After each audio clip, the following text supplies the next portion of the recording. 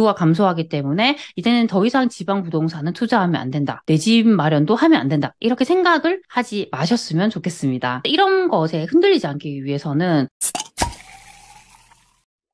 안녕하세요. 세비티입니다. 인구가 계속 감소를 하고 있잖아요. 이런 인구 감소가 정말 부동산에 영향을 많이 끼치는지에 대한 제 생각을 좀 말씀드리려고 합니다. 이 부분에 대해서도 각자 다른 생각들이 있으신 것 같아요. 어떤 분들은 인구가 감소함에 따라서 이제 부동산 가격도 계속적으로 하락을 할 것이다. 이렇게 말씀하시는 분도 있고요. 인구 감소라는 건 부동산 시장에 그렇게 큰 영향을 끼치지 못할 것이다. 이렇게 말하는 입장이 있습니다. 어떤 것이든 간에 본인들 생각이 있잖아요. 저는 오늘 저의 생각에 대해서 좀 말씀을 드리도록 하겠습니다. 우선은 가장 먼저 좀 보여드리고 싶은 것은 각 주요 도시들의 인구 그래프가 이제 현재 어떻게 되어가고 있는지를 좀 보려고 합니다. 저희가 네이버에서 서울 인구수, 대구 인구수, 부산 인구수 이런 키워드를 넣으면 인구 그래프가 나옵니다. 그래서 그 그래프를 보면서 현재 그 지역들의 인구가 감소하는지 증가하는지를 확인할 수 있습니다. 우선은 가장 대표적인 곳인 서울의 인구를 한번 보겠습니다. 서울 같은 경우는 인구수가 계속적으로 감소하고 있습니다. 근데 많은 분들이 이런 생각을 많이 할 거예요. 서울은 인구가 증가하겠지라고 생각을 하겠지만 그렇지 않다는 걸 알 수 있습니다. 반면에 세종시 같은 곳들은 시간이 지남에 따라서 인구가 계속 증가를 하고 있습니다. 어떤 차이가 있을까요? 세종시 같은 경우는 정부 청사를 이전을 시켰잖아요. 그래서 새로운 일자리가 창출이 되었기 때문에 그에 따라서 많은 공무원분들이 세종시로 이동을 할 수밖에 없었어요. 그래서 그런 영향이 가장 컸다고 볼 수 있고요. 그리고 세종시 같은 경우는 전세 가격이 주변에 있는 다른 도시 대비 저렴했습니다. 그래서 그런 저렴한 전세가로 인해서 또 젊은 층들이 그렇게 이동한 요인도 있습니다. 그렇다 보니까 세종시는 인구가 이렇게 증가를 하고 있습니다. 그 다음에 청주시인데요. 청주시 같은 경우도 인구가 이렇게 감소를 한 적도 있지만 최근에는 계속적으로 증가를 하다가 지금 약간 정체가 되는 분위기입니다. 그런데 이 청주시 같은 경우에도 자체 일자리가 많이 있어요. 청주시 흥덕구 복대동 인근에 보면 정말 그 직주 근접으로 해서 일자리들이 좀 많이 있습니다. 복대동뿐만 아니라 오창읍이라던가 그리고 뭐 청주 테크노폴리스 같은 곳들에 주요 일자리들이 많습니다. 그렇다 보니까 또 그런 일자리로 인해서 또 인구가 또 이렇게 많이 증가를 하는 것으로 보입니다. 반면에 아까 세종시 같은 경우는 인구가 증가를 했잖아요. 바로 옆에 붙어 있는 대전광역시 같은 경우는 인구가 계속적으로 또 감소를 하고 있습니다. 부산광역시 같은 경우도 인구가 계속 감소를 하고 있습니다. 그렇다면 지금부터 또 확인할 것은 각 도시마다 인구의 증가와 감소 현황 차이가 있었잖아요. 그러면 그 도시들이 인구가 감소할 때 그 도시들의 부동산 가격이 계속적으로 하락했을까에 대한 부분입니다. 그래서 이걸 보기 위해서는 평균적인 지표가 있어요. 평균적으로 그 매매 가격이 상승했느냐, 하락했느냐를 지수로 표현한 것이 있습니다. 그게 바로 매매 가격 지수입니다. 아까 인구가 계속 감소를 했던 서울의 매매 가격 지수를 한번 보겠습니다. 서울 같은 경우에는 인구가 계속적으로 감소를 했지만 오랜 기간 동안 부동산이 상승을 했습니다. 그리고 반면에 보면 세종시 같은 경우는 인구가 계속 증가를 했잖아요. 하지만 세종시도 이렇게 하락을 했던 시기가 분명히 있었습니다. 그리고 대전광역시 같은 경우도 그래프에서 보면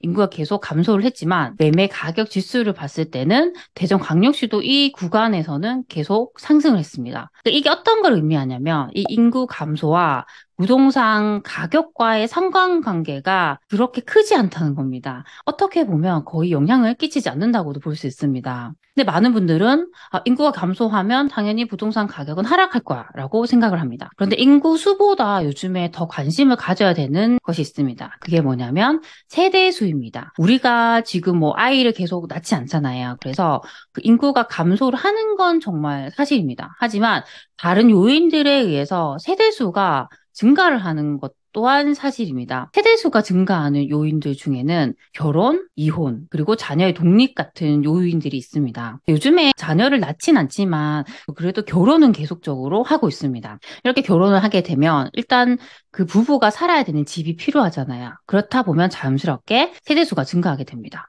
근데 이렇게 잘 살면 좋은데 또 이혼을 하는 가정들이 최근에 들어서 또 증가를 하고 있습니다. 그렇다 보니까 이혼을 하게 되면 원래 한 집에 살다가 독립해서 나와야 되잖아요. 또 이렇게 세대수가 증가하게 됩니다. 그리고 원래는 이렇게 한 집에 살았는데 자녀가 학교를 다른 지역으로 간다던가 직장을 다른 곳으로 가게 됨에 따라서 또 집을 구해야 돼요. 그렇다 보니까 이 세대가 한 집에서 두 개, 세 개로 이렇게 나눠지는 거죠. 그렇다 보니까 세대수가 증가를 하게 됩니다. 그래서 이걸 막연하게 인구수가 감소하면 부동산 가격이 하락한다. 저는 그렇게 보는 건 또 맞지 않다고 생각을 합니다. 그리고 두 번째는 또 이런 생각을 많이 하실 것 같아요. 인구수가 감소를 하면 점점점 서울과 경기권으로 집중되는 현상이 심화가 될 것이라는 부분인데요. 그렇기 때문에 지방에 있는 부동산을 사면 안 되고 무조건 서울과 경기에 있는 부동산을 사야 된다. 이렇게 생각을 하는 경우도 많은 것 같습니다. 근데 또 이 부분에 대해서도 저는 이게 정답은 아니라고 생각을 합니다. 그렇게 말씀드릴 수 있는 이유가 제가 지방에 살기 때문인데요. 사실 많은 분들이 서울 수도권 중심으로 많이 생각을 하는 것 같아요. 제가 어디에 사는지 모르는 부분이 많잖아요.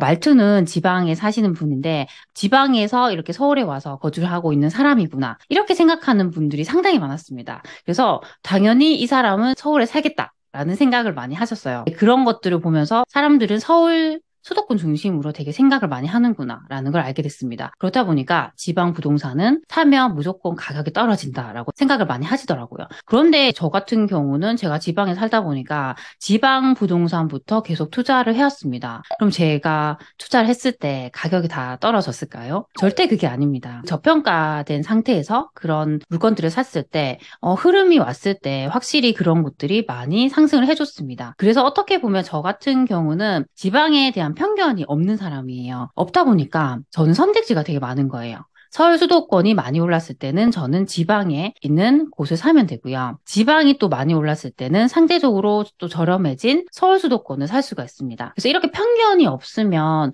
선택지가 정말 많아집니다. 하지만 많은 사람들은 이 편견에 사로잡혀 있기 때문에 이런 선택의 폭이 너무 좁고 선택의 폭이 좁을수록 내 돈으로 살 수 있는 곳들이 더 적어진다고 생각을 합니다. 그러면 이제 사람들이 고정관념처럼 생각하기에 지방 부동산은 계속 떨어질 거라고 생각을 하잖아요. 근데 이런 지방 부동산이 왜 오르느냐에 대한 부분인데요. 지방에 꼭 살아야 되는 분들이 있습니다. 예를 든다면 내 직장이 지방에 있는 거예요. 그러니까 지방이라고 해서 다 직장이 뭐 안 좋은 건 아니에요. 일자리가 서울 수도권도 분명히 있지만 이 지방에도 뭐 산업단지라던가 확실히 여기서 일을 해야 되는 분들이 있습니다. 그러면 그런 분들은 여기 살아야 되는 거예요. 근데 이분들은 여기 살아야 되면 어떤 생각을 하게 되냐면 내가 여기 살아야 되지만 이 도시에서 그래도 입지적으로 괜찮은 곳, 수요가 괜찮은 곳에 살고 싶다라는 생각을 많이 합니다. 지방 같은 경우는 우리가 다른 일자리로 이동할 필요가 없어요. 그 도시 안에 그 자급자족의 형태로 일자리가 있습니다. 그래서 거의 자동차로 이용해서 1시간 이내에 다 갈 수가 있습니다. 그래서 이분들이 중요하게 생각하는 입지 요소 중 가장 중요한 것이 뭐냐면 학군입니다. 그러니까 보통 이제 가족을 이루고 자녀를 두고 사는 경우가 많잖아요. 그러면 이분들은 어떤 생각을 하냐면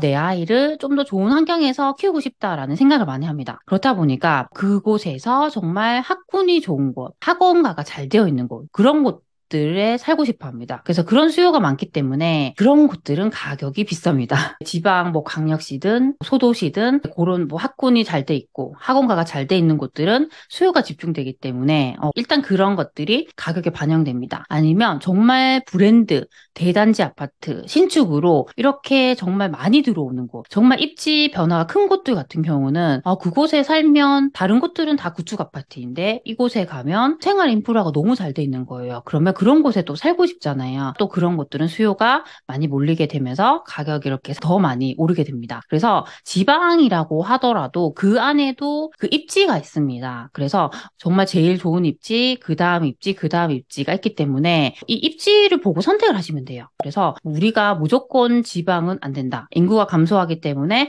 이제는 더 이상 지방 부동산은 투자하면 안 된다. 내 집 마련도 하면 안 된다. 이렇게 생각을 하지 마셨으면 좋겠습니다. 이런 것에 흔들리지 않게 살아남기 위해서는 왜 부동산 가격이 오르는가를 잘 생각해야 한다고 생각합니다. 단순하게 인구가 증가해서 부동산 가격이 오른다. 이 관점을 생각했을 때는 아까 제가 말씀드린 것처럼 검증을 했을 때 하나도 맞지가 않습니다. 그러면 우리가 궁금할 거예요. 어떤 것들이 가장 부동산에 영향을 줄까?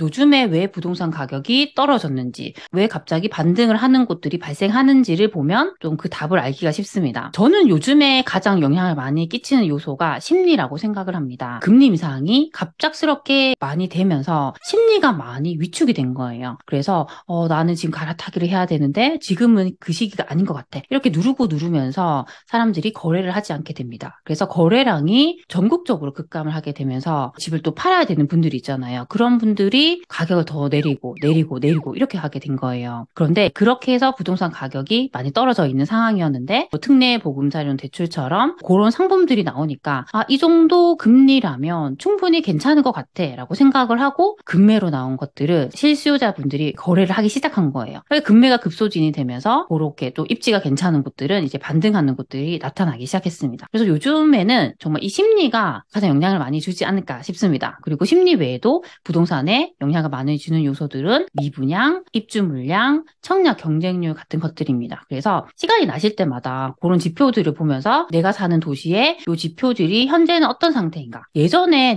이 도시가 상승을 했을 때, 뭐 고점일 때는 이 지표들이 어떤 상태였을까? 이제 그런 것들을 과거와 현재를 비교하면서 계속적으로 모니터링을 하셨으면 좋겠습니다. 저는 그게 가장 좋은 부동산 공부가 아닐까라고 생각을 합니다. 그리고 계속 그런 것들을 내가 직접 검증을 하게 되면 저는 기준이 생긴다고 생각해요. 그래서 만약에 정말 인구가 감소해서 이제 더 이상 부동산 사면 안 돼 라고 생각을 하고 내가 정말 지금 집을 사야 되는데 그런 말에 혹해서 집을 사지 않고 난 지금 정말 내가 돈도 있어서 좋은 곳으로 상급지 갈아타기도 할 수 있는데 그런 말에 혹해서 또 하지 않는다면 나중에 정말로 내가 살려고 했던 그런 곳들이 가격이 많이 올라버리면 그때 내가 선택하지 못한 것에 대해서 아무도 책임을 져주지 않는다는 것을 꼭 아셨으면 좋겠습니다. 그래서 제 말이 맞든 틀리든 간에 어떻게든지 내 기준을 갖기 위해서라도 저는 제가 아까 알려드린 방법대로 내가 사는 도시에 좀 관심을 가지면서 이런 지표들이 어떻게 부동산에 영향을 주는지라도 계속적으로 한번 살펴보셨으면 좋겠습니다. 오늘은